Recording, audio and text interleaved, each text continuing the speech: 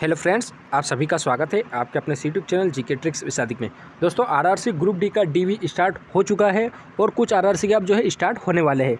तो इसी के रिगार्डिंग कई सारे कैंडिडेट्स के कमेंट्स यही है कि आरआरसी ग्रुप डी के जो डॉक्यूमेंट वेरिफिकेशन होने वाला है उसमें कौन कौन से इंपॉर्टेंट डॉक्यूमेंट्स हमें लेकर के जाना है और कौन से नहीं लेकर के जाए तो भी चलेगा। तो इसी के रिगार्डिंग जो है डीवी रिव्यू मतलब कि कई सारे कैंडिडेट जैसे WR western railway, SCR south central railway वाले छात्रों से हमने बात की है। तो उन्होंने हमें बताया कि डीवी में कौन कौन से इंपॉर्टेंट डॉक्यूमेंट्स है।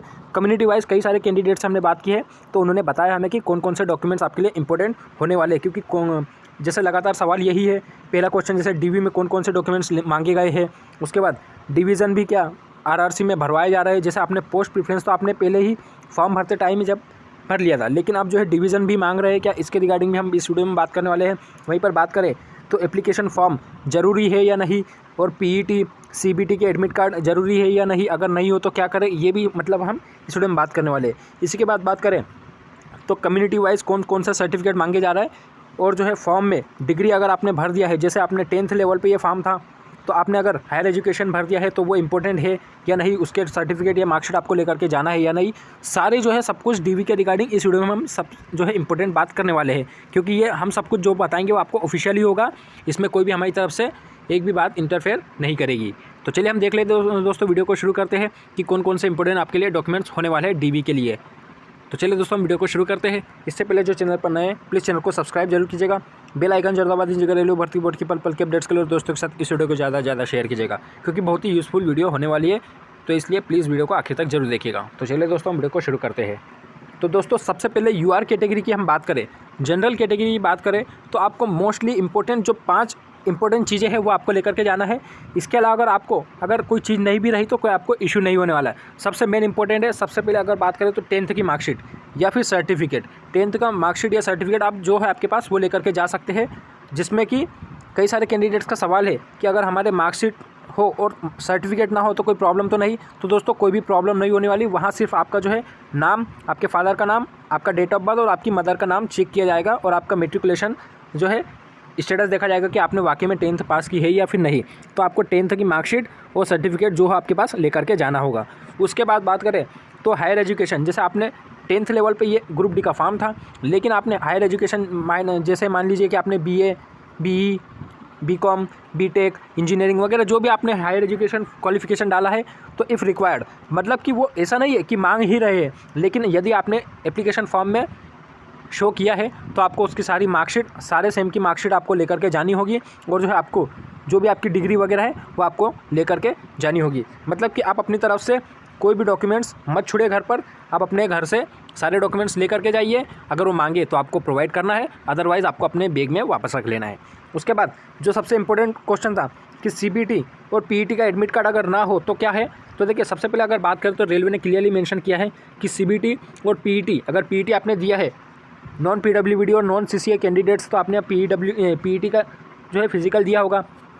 तो यदि आप डीवी के लिए क्वालिफाई हो तो आपको PET और CBT का एडमिट कार्ड जो है होना, कैंडिडेट फाइल होना ज़रूरी है। उसके बाद जो है आप अपना डीवी का एडमिट कार्ड भी लेकर के जाना होगा आपको। तो दोस्तों सबसे मेन क्वेश्चन है कि CBT और PET का अगर एडमिट कार्ड ना हो तो क्या हुआ। तो दोस्तों इस कंडीशन में देखिए रेलवे ने कोई ऑफिशियली यही बोला है कि आपके पास CBT और PET का एडमिट कार्ड होना ज़रूरी है। अगर किसी कंडीशन में अगर किसी कैंडिडेट्स के पास अगर नहीं हो तो मेरे ख्याल से, ये मेरा पर्सनल व्यू है कि यहाँ तक कि आपको जो है कोई भी दिक्कत नहीं होने वाली। लेकिन अगर आपके पास ढूंढने की कोशिश कीजिए, अगर आपके पास मिल जाए तो सबसे अच्छी बात, इससे अच्छी कोई बात नहीं होगी। और वहीं पर अगर बात करें दोस्तों तो CBT PET आपका कब हुआ था, कौन सी शिफ्ट में आपका हुआ था, ये सब आपने जो है किस डेट को हुआ था, कौन सी शिफ्ट में आपका पेपर हुआ था, और PET आपका कब हुआ था, कहाँ पर हुआ था, ये सब आपको ध्यान रखना होगा तो बेहतर होगा, तो शायद आपको अलाउ कर दे। उसी के बाद दोस्तों आधार कार्ड आपको लेकर के जाना है, उसके भी आगे पीछे की मतलब बैक और फ्रंट दोनों की, मतलब कि आपको 2-2 सेट की फ़ोटोकॉपी आपको लेकर के जाना होगा। उसके बाद इसके प्लस में मतलब एक एक्स्ट्रा आपको वोटर ID या फिर पैन कार्ड या फिर ड्राइविंग लाइसेंस आपको लेकर के जाना होगा। मतलब आधार कार्ड के अलावा भी एक एक्स्ट्रा ID प्रूफ आपको लेकर के जाना होगा। उसके बाद आपको 10 से 12 पासपोर्ट साइज़ फ़ोटो लेकर के जाना होगा। ओल्ड भी हो तो भी चल जाएगा, अगर न्यू हो तो ज़्यादा बेटर है, क्योंकि न्यू अभी जो है कंडीशन कुछ और है, इसलिए अगर न्यू फ़ोटो आप खिंचवा लो तो ज़्यादा बेहतर होगा। दोस्तों ओबीसी कैटेगरी की बात करें तो ओबीसी कैटेगरी में जो इंपॉर्टेंट डॉक्यूमेंट्स होने वाले डीवी के लिए, तो देखो 10th की मार्कशीट और सर्टिफिकेट के रिगार्डिंग तो आपने बोल दिया है, तो कॉमन है। वहीं पर हायर एजुकेशन के बारे में भी मैंने आपको बता दिया, ये भी कॉमन है कि आपको लेकर के जाना है, अगर मांग लिया तो ठीक, वरना बैग में रख लीजिएगा। सीबीटी पीईटी और डीवी का एडमिट कार्ड भी आपको लेकर के जाना, ये भी कॉमन है। उसके बाद आधार कार्ड +1 अदर आईडी प्रूफ, ये भी कॉमन है। उसके बाद 10 से 12 फोटो आपको ओल्ड या फिर न्यू जो भी हो आपको लेकर के जाना होगा, ये भी कॉमन है। सबसे मेन इंपॉर्टेंट है यहाँ पर 6वां point, OBC central caste certificate plus declaration, मतलब कि जो रेलवे के फॉर्मेट में जो एनेक्सर 2 आपको दिया है, 2A और 2B। 2A में आपका जो है पूरा रेलवे का फॉर्मेट जो सेंट्रल का कास्ट सर्टिफिकेट जिसमें आपका फोटो लगेगा और सील साइन होगी SDO SDM वगैरह की, तो वो आपको लेकर के जाना होगा। उसके बाद डिक्लेरेशन आपको फॉर्म भी है एनेक्सर 2B में, तो ये जो है आपको डिक्लेरेशन आपको अपने हाथ से खुद से भरना है और खुद की ही साइन वगैरह आपको करनी होगी। तो वो जो है रेलवे के फॉर्मेट में होगा तो ज़्यादा बेटर है, क्योंकि रेलवे के फॉर्मेट में ही मांगे जा रहे हैं। अब दोस्तों यहाँ पर कई सारे कैंडिडेट्स का सवाल है कि यहाँ पर ऑनलाइन चलेगा या फिर ऑफलाइन भी चल जाएगा। तो दोस्तों आरआरसी जब भी मांगता है तो वो ऑफलाइन को ज़्यादा जो है इंपॉर्टेंस देते हैं ऑनलाइन, क्योंकि कई सारे स्टेट में अभी जो है ऑनलाइन स्टार्ट हो चुके हैं, तो वो ऑनलाइन भी चल जाएगा। लेकिन कई सारे स्टेट में अभी ऑफलाइन ही चल रहे हैं, ऑनलाइन स्टार्ट नहीं हुए सेंट्रल के कास्ट सर्टिफिकेट, इसलिए जो है दिक्कत वाली बात नहीं है। ऑफलाइन वाले कैंडिडेट्स भी जो है अपना ऑफलाइन का सर्टिफिकेट ले जा सकते हैं, कोई इशू नहीं है। क्योंकि हमने आरआरसी SCR वाले कैंडिडेट से बात की थी, तो वहाँ पर इंपॉर्टेंस इसी को दी गई थी कि जो ऑफलाइन वाला कास्ट सर्टिफिकेट है, क्योंकि वो रेलवे का ऑफिशियल फॉर्मेट था, तो वो जो है रेलवे के फॉर्मेट में उनको चाहिए था, इसलिए उन्होंने ऑफलाइन मांगा था। इसी के बाद दोस्तों SC ST सर्टिफिकेट की बात करें तो देखिए 10th मार्कशीट और सर्टिफिकेट ये कॉमन हो गया आपके लिए। हायर एजुकेशन भी अगर रिक्वायर्ड अगर मांगे तो आपको देना है।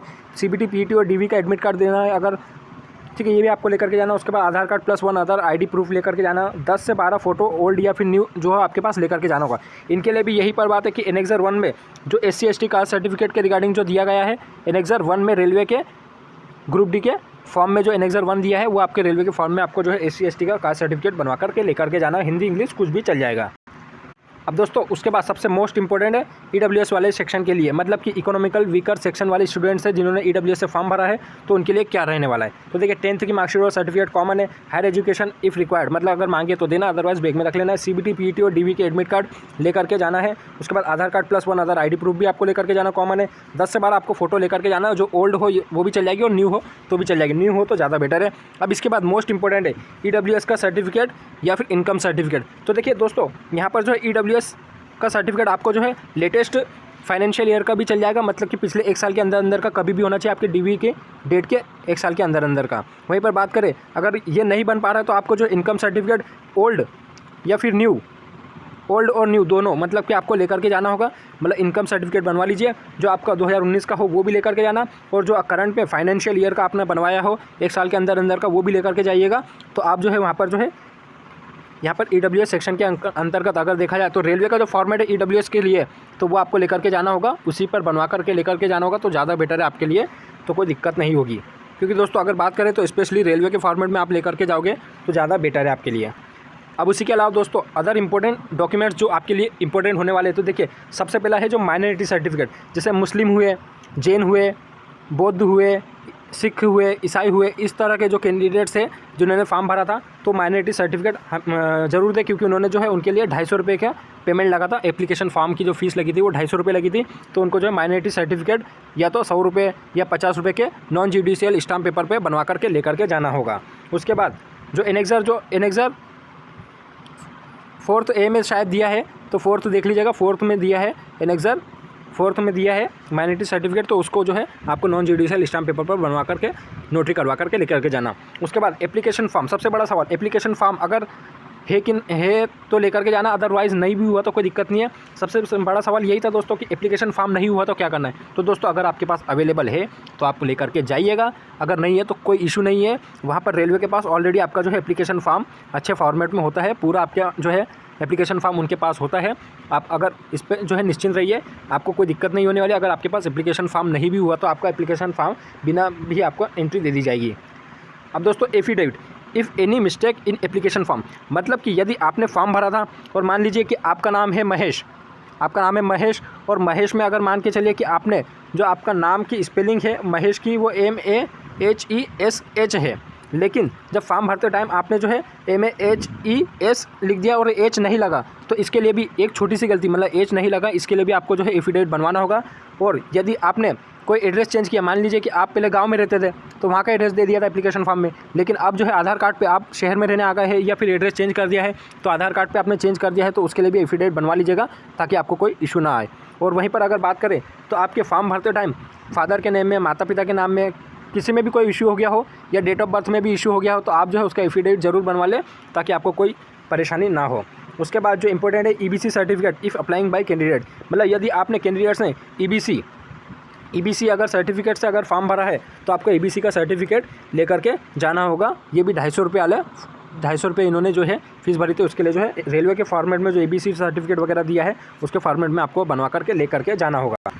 और दोस्तों इसी के बाद अगर आपका कोई अदर क्वेश्चन हो तो आज आप हमें जो है प्लीज़ कमेंट सेक्शन में पूछ सकते हैं। यदि आपका कोई अलग से कोई कमेंट हो, क्वायरी हो तो आप हमें कमेंट सेक्शन में पूछ सकते हैं। वहीं पर चलिए दोस्तों इसके बाद बात करें कि क्या डिवीज़न भी भरवाए जा रहे हैं। तो दोस्तों ये रही एक जो कैंडिडेट के द्वारा शेयर की गई थी। तो दोस्तों ये जो है इन्होंने जो फॉर्म भरा था ग्रुप डी का, तो ये इन्होंने वेस्टर्न रेलवे से फॉर्म भरा था। अब वेस्टर्न रेलवे का जब इनका डीवी और मेडिकल कंप्लीट हो चुका तो वहाँ पर जो है इनको डिवीज़न के लिए एक फॉर्म दिया गया था। अब डिवीज़न में इनको जो है 6 डिवीज़न है आरआरसी डब्ल्यूआर वेस्टर्न रेलवे के अंतर्गत। तो देखिए यहाँ पर लिखा है, यहाँ पर ऊपर सारे जो है आपके इंस्ट्रक्शंस वगैरह लिखे हैं। तो देखिए यहाँ पर मंडल मतलब डिवीज़न लिखा है, उसके बाद आपकी चॉइस फिलिंग मतलब विकल्प ऑप्शन दिए गए हैं। तो देखिए सबसे पहले अगर बात करें तो मुंबई डिवीज़न, तो मुंबई डिवीज़न पे इन कैंडिडेट देखो, अगर हम सबसे पहले अगर 6 इनमें डिवीज़न कौन कौन से, तो सबसे पहले मुंबई डिवीज़न है, फिर वडोदरा है, अहमदाबाद है, रतलाम है, राजकोट है और भावनगर है। 6 टोटल डिवीज़न है। अब कैंडिडेट ने अपनी जो चॉइस फिलिंग दी इस तरह से दी। तो सबसे पहले जो है इन्होंने रतलाम मंडल को मतलब रतलाम डिवीज़न को जो है प्रीफ्रेंस दी। उसके बाद जो है सेकंड नंबर पे वडोदरा को दी है। सामने आपको जो है नंबरिंग कर रही थी। वहीं पर अगर बात करें तो इन्होंने तीसरे नंबर पर अहमदाबाद जोन को भरा है, चौथे नंबर पर राजकोट को भरा है, उसके बाद जो है 5वें नंबर पर भावनगर को भरा है और 6वें नंबर पर जो है मुंबई डिवीज़न को भरा है। तो इस तरह से जो है पोस्ट प्रीफ्रेंस भी यहाँ पर पोस्ट प्रीफ्रेंस तो आपका एप्लीकेशन फॉर्म में भरवा लिया गया था। अब जो है इनका डिवीज़न प्रीफ्रेंस भरवाया जा रहा है कि कैंडिडेट अपना डिवीज़न प्रीफ्रेंस जरूर दे, क्योंकि यहाँ पर जो है कैंडिडेट्स को उसके डिवीज़न प्रीफ्रेंस भरवाने के अंतर्गत इसको जो है कंसीडर किया जाएगा। तो हो सकता है कि जो है इनको पहले नंबर का मंडल रतलाम डिवीज़न दे दिए या फिर दूसरे नंबर का जो है इनका वडोदरा डिवीज़न दे दिया जाए। इस तरह से मतलब कि डिवीज़न भी भरवाए जा रहे हैं। अब दोस्तों सवाल ये है कि क्या सिर्फ डब्ल्यूआर वेस्टर्न रेलवे ही डिवीज़न फॉर्म भरवा रहा है, तो नहीं दोस्तों, यहाँ पर जो है नॉर्दर्न रेलवे है ये भी इन्होंने भी जो है डिवीज़न फॉर्म भरवा रहे हैं। तो देखिए यहाँ पर अगर बात करें तो कैंडिडेट्स की जो डीवी डेट परसों जो थी यहाँ पर 13 तारीख को रखी गई थी और इनसे जो है इनकी जो डेट ऑफ बर्थ यहाँ पर दे रखा है, इनका नाम, रजिस्ट्रेशन नंबर वगैरह सब कुछ दे रखा है।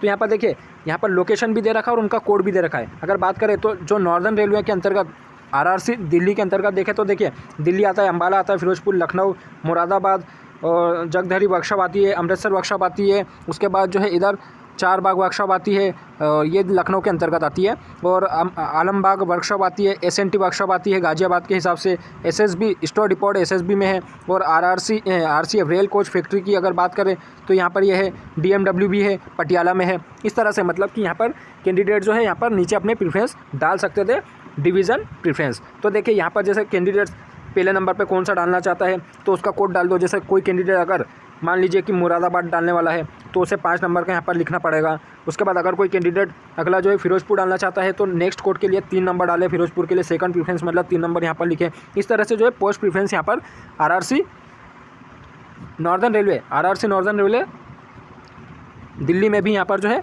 डिवीज़न प्रीफ्रेंस भरवाए जा रहे हैं। तो इस तरह से जो है सारी इंपॉर्टेंट अपडेट आप सभी के साथ मैंने शेयर कर दी। और दोस्तों उम्मीद करूँगा कि जल्दी ही हम मेडिकल का जो रिव्यू है वो जो है नेक्स्ट वीडियो में आपको जो है जल्दी ही प्रोवाइड करवाने वाले हैं, क्योंकि कई सारे आरआरसी के हम जो कई सारे कैंडिडेट्स ने डीवी और मेडिकल देकर के आए हैं, तो उनसे जो है हम जल्दी ही बात करने वाले हैं और आप सभी के सामने उनका जो है एक इंटरव्यू, छोटा मोटा इंटरव्यू जो आपके लिए बहुत फ़ायदेमंद होने वाला है वो लेकर के आने वाला है। तो चलिए दोस्तों इस वीडियो में हम इतने रखेंगे। वीडियो अगर पसंद आए तो दोस्तों के साथ शेयर कीजिएगा, चैनल को सब्सक्राइब जरूर कीजिएगा। मिलते हैं नेक्स्ट वीडियो में नेक्स्ट अपडेट के साथ, तब तक अपना ख्याल रखिए। Okay bye friends. यदि आपकी कोई क्वेरी हो तो हमें कमेंट सेक्शन में पूछ सकते हैं।